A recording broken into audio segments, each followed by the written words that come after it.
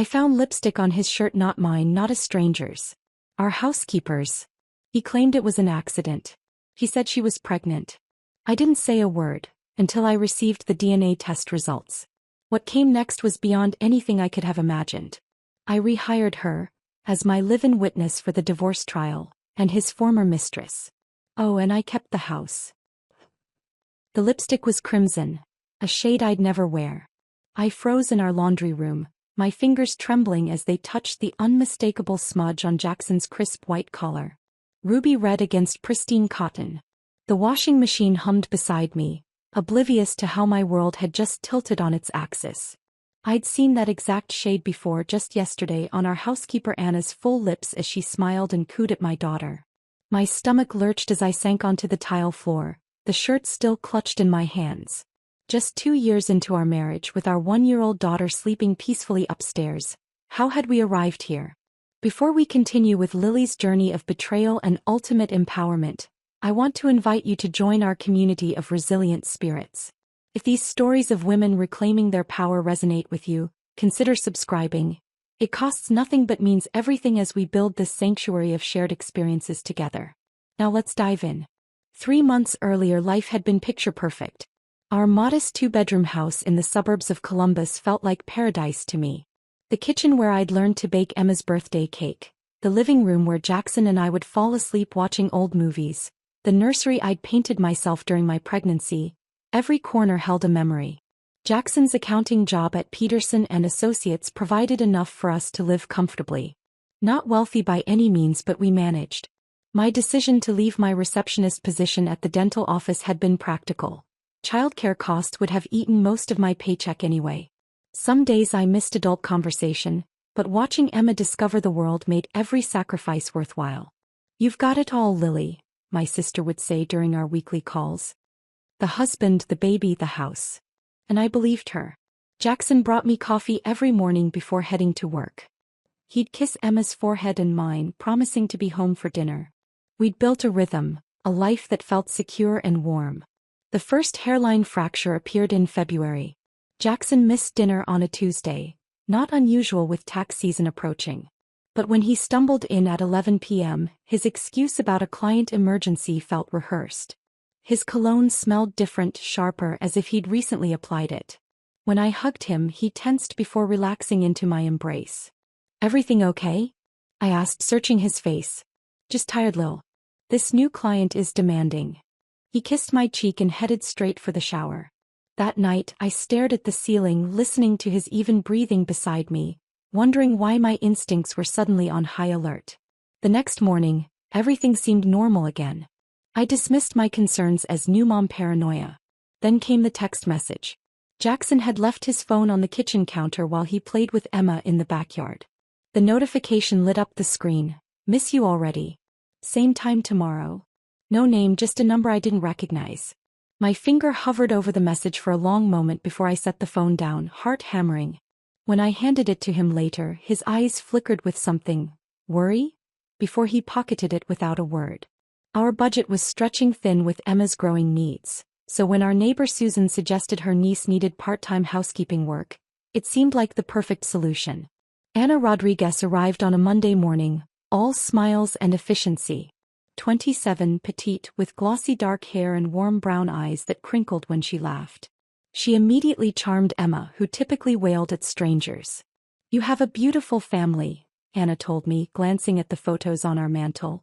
Something in her tone made me pause, but she was already rolling up her sleeves, asking about cleaning supplies. Jackson came home early that day, a rare occurrence that normally would have delighted me. Instead, I noticed how his eyes followed Anna as she gathered her things to leave. How he insisted on walking her to her car since it was getting dark, though the spring sun wouldn't set for hours. "She seems great," he said too casually when he returned. "Good find, Lil." The pattern continued over the next few weeks. Jackson suddenly remembering errands that needed running on Anna's workdays. Coming home for lunch when he knew she'd be there. Small interactions that could be dismissed individually but formed a mosaic of suspicion when pieced together. Our anniversary dinner was scheduled for Thursday. Reservation made weeks in advance at the Italian restaurant where we'd had our first date. Emma would stay with my mother, giving us a rare night alone. I'd bought a new dress, scheduled a haircut. At 5:30 Jackson called. Client emergency. The Henderson audit is a disaster. I can't get away. My disappointment curdled into something darker when I called his office 10 minutes later, only to have his assistant tell me he'd left at 4. His location app showed him at work, but when I drove past his office building at 7 p.m. his car wasn't there. I circled the parking lot twice to be sure. That night I put Emma to bed and then did something I'd never imagined doing. I searched his car. Nothing unusual in the glove compartment or center console. But wedged under the passenger seat was a receipt from Jackson's Bar and Grill, time-stamped 5:45 p.m. 2 drinks. The same night he was supposedly stuck at work. When he came home at 10:30 I pretended to be asleep. He didn't try to wake me. The next morning, Anna arrived to find me red-eyed from a sleepless night. She worked quietly, her expression softer than usual, almost sympathetic. Did she know something I didn't? Then came today, laundry day. The basket of Jackson's work shirts. The routine task of checking pockets before washing. And there it was, the lipstick stain that couldn't be explained away by any business meeting. The exact shade I'd seen on Anna's lips yesterday as she polished our silverware, humming softly to herself. Now sitting on the cold laundry room floor, I held the evidence of betrayal between trembling fingers. The home I'd built, the life I'd chosen, the family I cherished. It was all balanced on the edge of a knife. And I had to decide whether to grasp the blade or let everything fall. I waited 3 hours with that shirt laid out on the kitchen table, the crimson smudge facing upward like an accusation. Emma napped peacefully upstairs, unaware that her mother was rehearsing confrontation scenarios in her mind. When Jackson's key turned in the lock at 6:15, my hands were steady, but my heart hammered against my ribs. "Hey Lil," he called out, his voice carrying that forced cheerfulness I'd come to recognize. "Something smells good." The lasagna I'd prepared earlier sat forgotten in the oven. I remained silent as his footsteps approached the kitchen. He appeared in the doorway, loosening his tie, his smile faltering when he saw my expression. "What's wrong?" His eyes followed mine to the shirt on the table. Something flickered across his face, panic quickly masked with confusion. "I was doing laundry," I said, my voice surprisingly calm. "Found something interesting."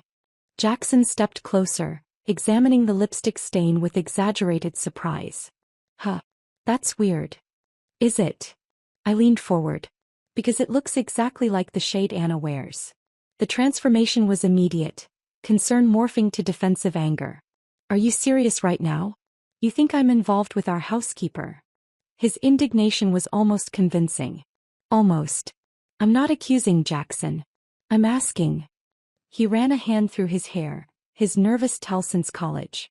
"This is ridiculous. Anna bumped into me last Tuesday when we were both in the hallway.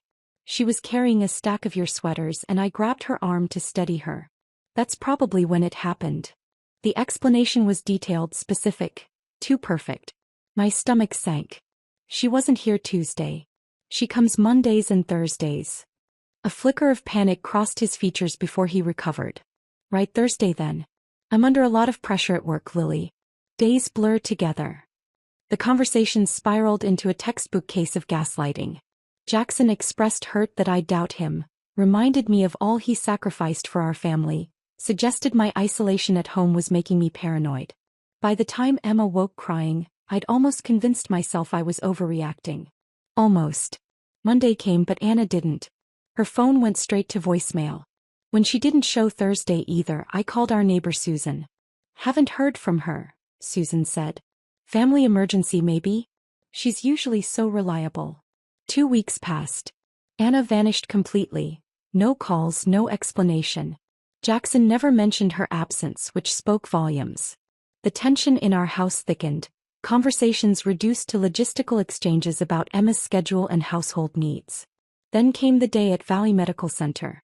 Emma had developed an ear infection, and I sat in the pediatric waiting room, bouncing her feverish body gently on my lap. A familiar figure emerged from the adjacent obstetrics department, moving slowly, one hand resting protectively on her slightly rounded belly. "Anna." Our eyes locked across the waiting room. Her face drained of color. Before I could move, she hurried toward the exit, but not before I noticed the changes. The fuller face, the tentative way she walked. I knew those signs intimately from my own pregnancy. It took 3 days to track her down. She'd moved from her apartment, but Susan reluctantly provided her mother's address after I invented a story about Anna forgetting important tax documents at our house. The modest duplex was across town, in a neighborhood where porches sagged and chain-link fences protected patchy lawns. Anna agreed to meet at a coffee shop halfway between our homes. When she arrived, her pregnancy was more noticeable in her fitted t-shirt. She ordered herbal tea with trembling hands and couldn't meet my eyes. "How far along?" I asked after painfully awkward small talk. "For months," she whispered. The timeline aligned perfectly with her disappearance. "And the father?" Tears welled in her eyes. "I think you already know." The confirmation shouldn't have hurt. I'd suspected it for weeks. But hearing it spoken aloud was like having my ribcage pried open. "Tell me everything," I managed to say. Her story unfolded between sobs. Jackson's compliments turning to flirtation. Brushing against her while she worked. Offering her rides when her car broke down. The affair had lasted 2 months before guilt consumed her. "He said your marriage was already over," she said. "That you slept in separate bedrooms, that you stayed together just for Emma." She twisted a paper napkin between her fingers. "When I told him about the baby, he said he'd take care of it. Money for, you know. But I couldn't. And now he blocks my calls. Says if I tell you, he'll make sure I lose custody when the baby comes." Her voice hardened. "I have no money for a lawyer. No family except my mother. He knows that." I stared at her swollen belly, thinking of the child growing within, Emma's half-sibling. Anger and compassion warred inside me. "I'm sorry," Anna whispered. "I know that means nothing." Walking out of that coffee shop, I felt oddly calm. The weeks of uncertainty had been torture. Knowledge, even painful knowledge, brought clarity. I drove to the park and sat watching children play, my mind racing through options. That night, after tucking Emma into her crib, I stood in our bedroom doorway watching Jackson pretend to read financial reports. This man who shared my bed, my home, my life. I suddenly saw him as a stranger. "Anna's pregnant," I said, my voice flat. The report slipped from his fingers. "What?" "Don't." I raised my hand. "Just don't." His denials died on his lips as he registered my expression. "Lily, it's not what you think." "It's exactly what I think." I turned away. "I'm sleeping in the guest room." Later, in the darkness of that unfamiliar bed, I made a vow to myself. There would be no tearful confrontations, no begging for explanations I already understood. Jackson had underestimated me, believing my quiet nature meant weakness. His mistake. I needed evidence. Irrefutable proof that even Jackson couldn't charm his way around. I needed time to secure Emma's future. And most importantly, I needed a plan for what came next.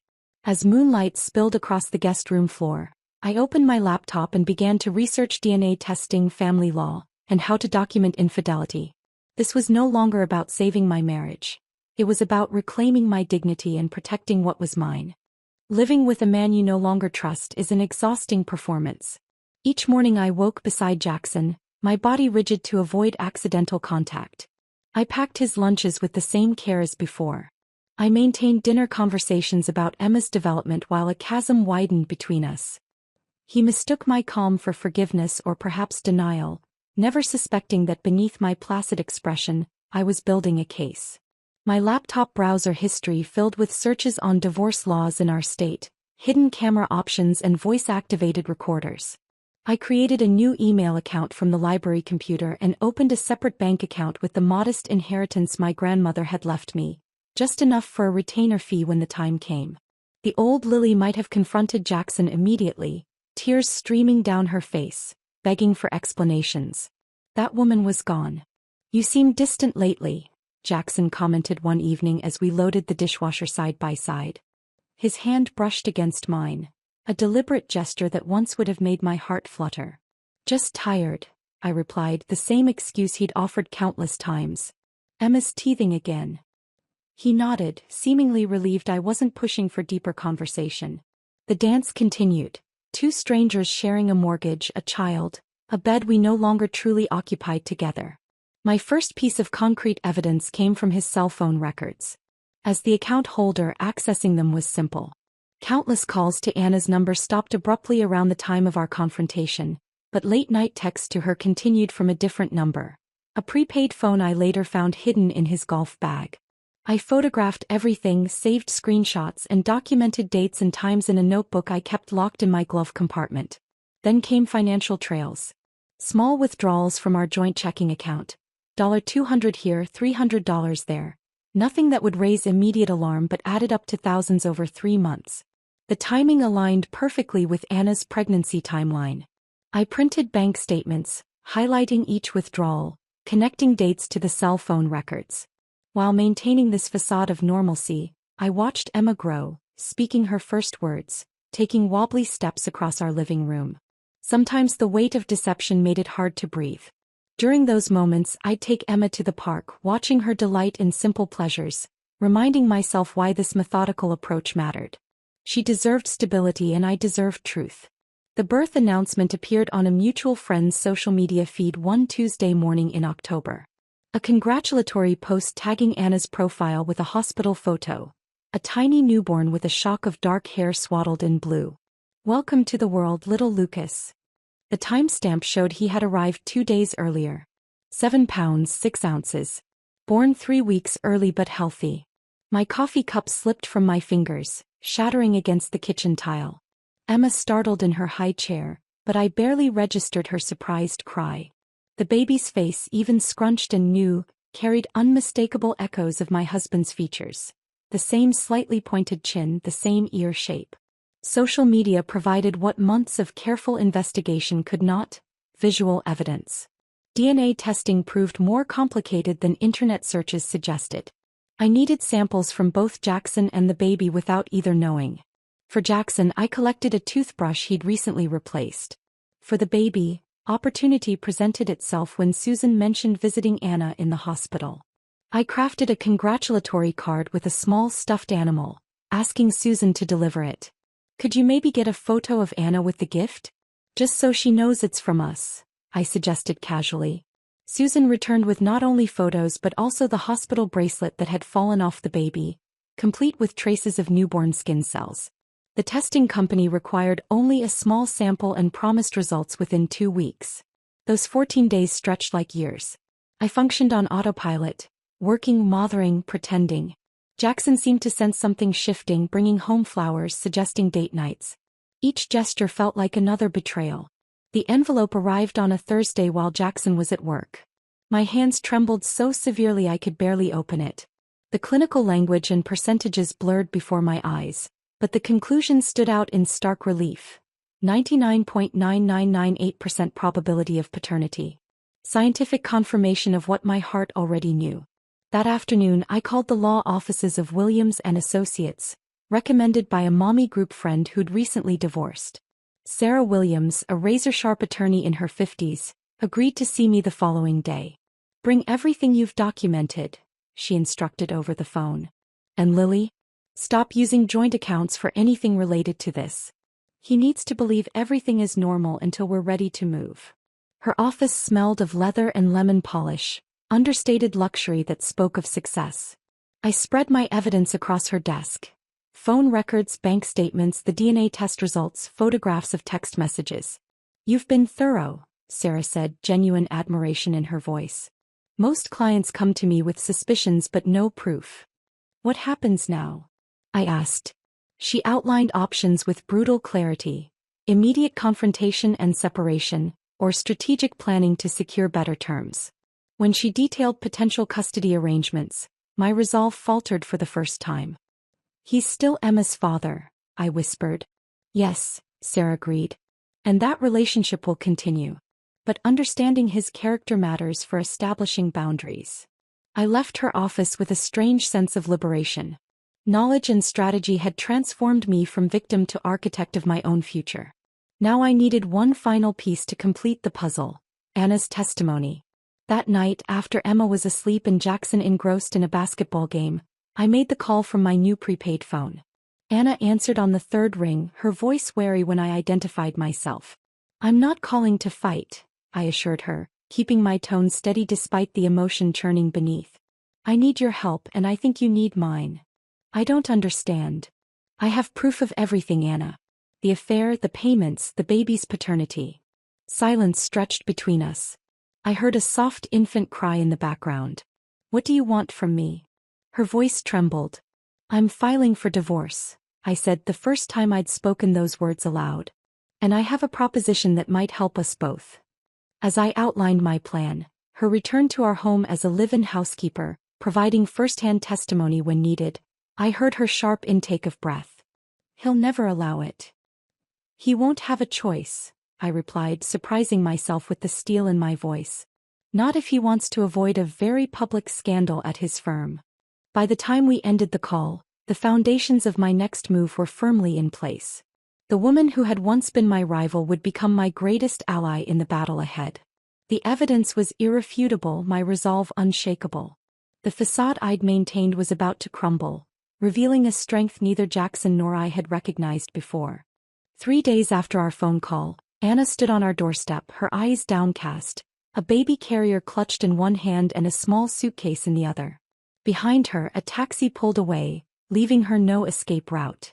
Little Lucas was asleep, his dark lashes resting against plump cheeks, blissfully unaware of the storm surrounding his existence. Thank you for coming, I said, loud enough for our neighbor Mrs. Patterson, who was coincidentally watering her already soaked petunias, to hear. I know how hard this must be after everything you've been through, but we're so glad you felt comfortable accepting our offer to help. Anna caught on quickly, nodding. It's very generous of you, Mrs. Carter. I don't know what Lucas and I would have done otherwise. The guest room had been transformed into a makeshift nursery adjacent to Anna's sleeping area. I'd purchased a crib, changing table, and basic supplies, partly for appearances, partly because seeing the innocent baby stirred something protective in me despite the circumstances. Emma, now wobbling confidently on her feet, regarded the newcomers with wide-eyed curiosity. Jackson will be home around 6, I said, helping Anna unpack. I've told him you needed emergency housing after a pipe burst in your apartment, that you'll be helping with both children in exchange for room and board. Her hands trembled as she arranged tiny onesies in the drawer I'd emptied for her. He'll know I would never come back here unless you had no choice, I finished. Which is essentially true. The look that passed between us acknowledged our strange alliance, 2 women navigating the aftermath of one man's betrayal. Neither friends nor enemies, but something more complicated. When Jackson's car pulled into the driveway that evening, I was feeding Emma in her high chair.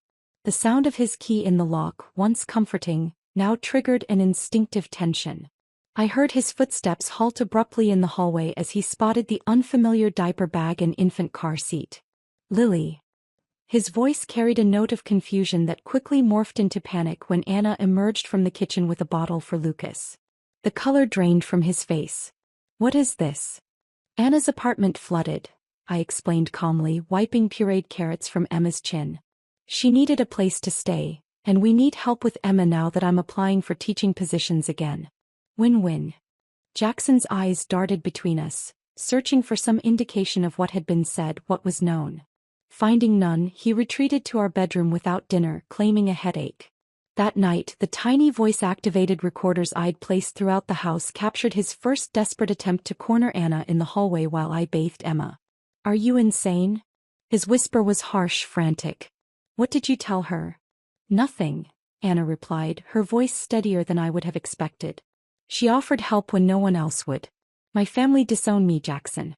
You stopped answering my calls. You need to leave. Tomorrow. I'll give you money, set you up somewhere else. And go where?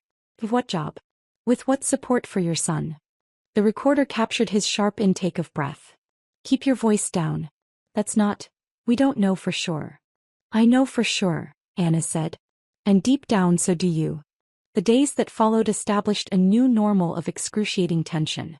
Jackson left early for work and returned late. When home, he maintained physical distance from Anna while watching her every move. I played my role perfectly.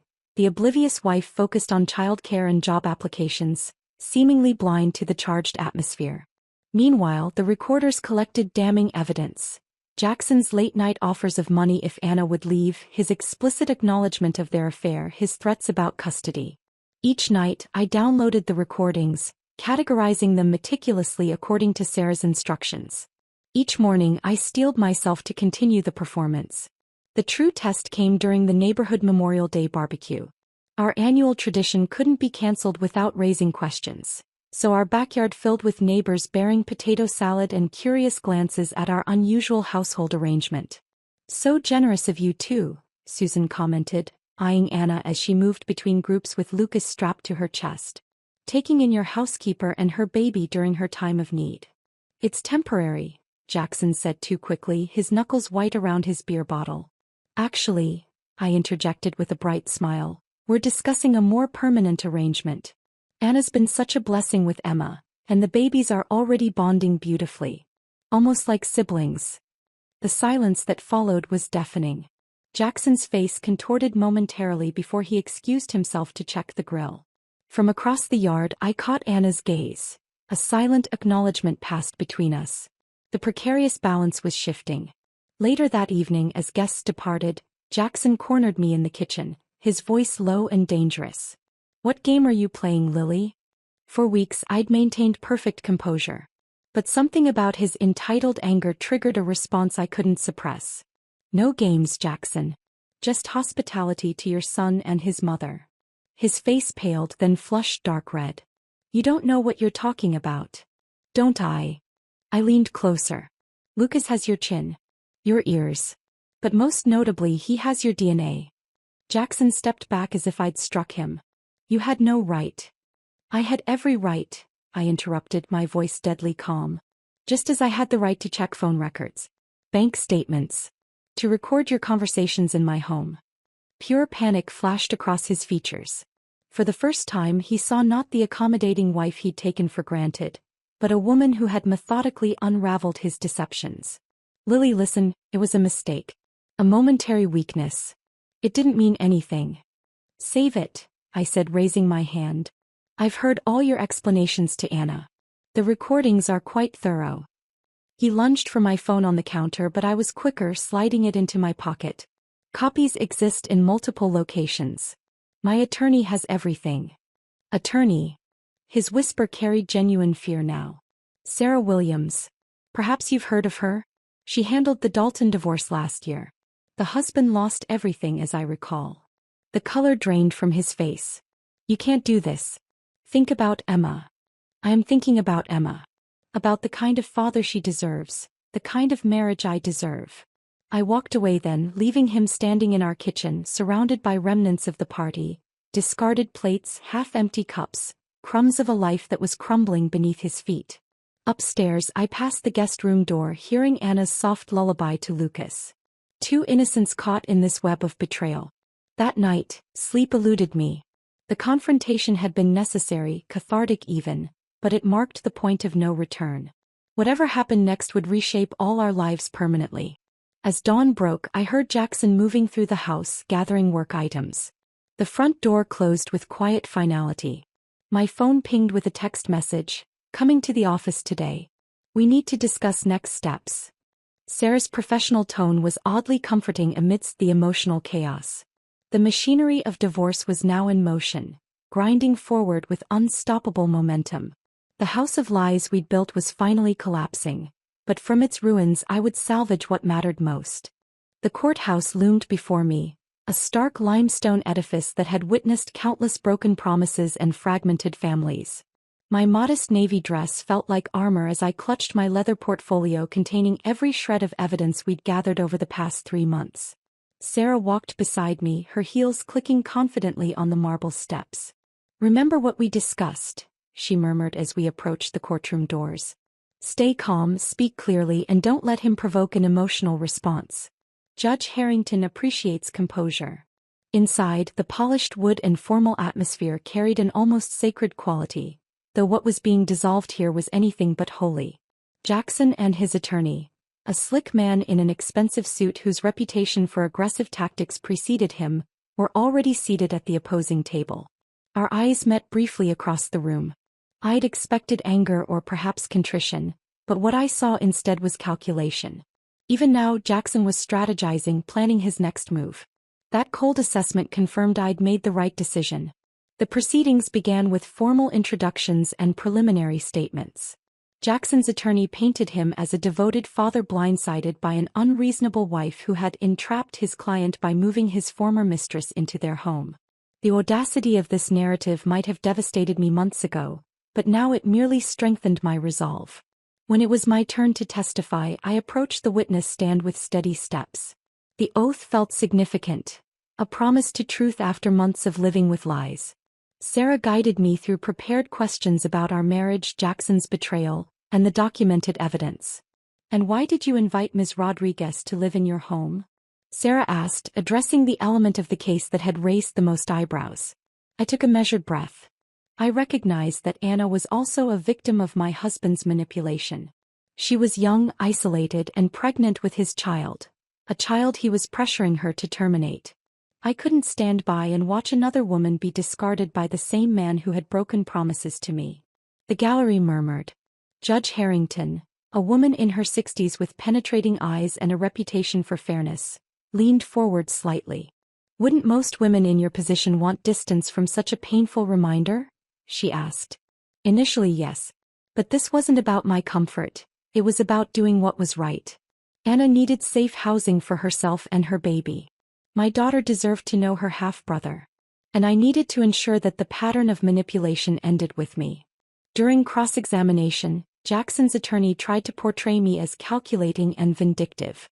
He suggested I'd coerced Anna into false testimony, that I'd manufactured evidence. His voice dripped with condescension as he questioned my motives. "Isn't it true, Mrs. Carter, that you set this entire scenario up to ensure maximum financial gain from this divorce?" I met his gaze steadily. "If financial gain were my priority, I would have accepted the settlement offer your client proposed last month. The one that would have given me a substantial payout in exchange for my silence about his affair and the child that resulted from it." The attorney's expression flickered. This was clearly news to him. Jackson shifted uncomfortably in his seat as I continued. "I declined that offer because this isn't about money. It's about creating a stable environment for both children and ensuring that Jackson takes responsibility for his actions and his offspring." When Anna took the stand the following day, her hands trembled visibly. Lucas was being watched by my mother in the courthouse childcare center along with Emma. Despite her nervousness, Anna's testimony was devastating in its simplicity. She detailed Jackson's pursuit of her despite knowing she was vulnerable, new to the country, struggling financially and isolated socially. She described his promises and subsequent abandonment when she refused to terminate her pregnancy. "He told me he would destroy me if I told his wife," she said quietly. "That no one would believe me over him, that he could have me deported." Her voice strengthened. "But Mrs. Carter, Lily, she believed me. She offered help when he offered only threats." Jackson's face darkened with each word. When his turn came to testify, he attempted to portray himself as the victim of circumstance, a hardworking husband whose momentary lapse in judgment was being used against him. But the recordings we'd submitted to evidence undermined every claim. His own words, captured in our home, revealed threats, admissions, and calculated deceptions. By the third day of proceedings, the atmosphere had shifted perceptibly. Judge Harrington's questions became more pointed toward Jackson's attorney, her skepticism of his arguments more apparent. When she called for closing statements, Sarah delivered ours with quiet confidence, focusing not on punishing Jackson but on establishing stability for both children. As we awaited the judge's ruling, the courtroom fell silent. I felt strangely detached, as if watching a movie about someone else's life. Judge Harrington adjusted her glasses, reviewing her notes one final time before looking up. "In matters of divorce with children involved, this court's primary concern is always the welfare of the minors," she began. "Having reviewed all evidence and testimony in this case, I find that the maternal home provides the most stable environment for the minor child, Emma Carter." She continued through her ruling methodically. "Primary physical custody awarded to me, generous but supervised visitation for Jackson, mandatory child support for both children." When she addressed the division of property, her voice took on a firmer tone. "Regarding the family home on Maple Street, I am granting sole ownership to Mrs. Carter. Mr. Carter's attempt to shield assets by transferring funds to separate accounts prior to filing demonstrates bad faith negotiation. Furthermore, maintaining stability of housing for the minor child takes precedence." The finality of the gavel's strike echoed through the courtroom. Just like that, it was over. 2 years of marriage dissolved in a 3-day hearing. I felt no triumph, only relief, and a strange emptiness where anger had resided for so long. Outside the courthouse, Jackson attempted one final confrontation, approaching as I waited for Sarah to bring the car around. "You've ruined everything," he hissed, his composure finally cracking. "You turned her against me. You took my home." I studied his face, once so beloved, now a stranger's. "No, Jackson. You did that yourself. The difference is, I refuse to be ruined alongside you." 6 months later, our yellow house on Maple Street had transformed. The spare bedroom had become Anna's permanent space, redecorated with her few treasured possessions. The backyard now featured 2 swings, one for Emma and a smaller one for Lucas, who was beginning to show Jackson's smile despite having never known his father's presence. Anna had enrolled in community college nursing classes, watching the children on alternating schedules with me as I returned to teaching part-time. We weren't friends in the traditional sense, our connection born of shared trauma rather than natural affinity, but we developed a mutual respect that sometimes resembled friendship. "Do you regret it?" she asked one evening as we sat on the porch swing, watching fireflies appear in the gathering dusk. "Letting me stay? Keeping the house instead of starting fresh somewhere else?" I considered the question, watching our children play on the lawn that had witnessed both the best and worst moments of my adult life. "No," I said finally. "This house was never the problem. It was the lies inside it. Now they're gone and we've filled it with something better." The laughter of our children, half-siblings united by circumstance rather than design, drifted through the evening air. Not the ending I'd once imagined, certainly not a perfect one, but authentic and hard one. In reclaiming what was mine, I discovered parts of myself I never knew existed: strength, resilience, and the capacity for forgiveness that didn't require forgetting. The sun set on our unconventional family, casting long shadows across the lawn of the house that now truly belonged to me, not just in legal terms, but in the deeper sense of finally being exactly where I was meant to be. If Lily's journey from heartbreak to strength touched your heart today, please take a second to like this video and subscribe. Your comments about similar experiences or words of encouragement for others mean the world to this community. We're all in this together, finding our strength one story at a time.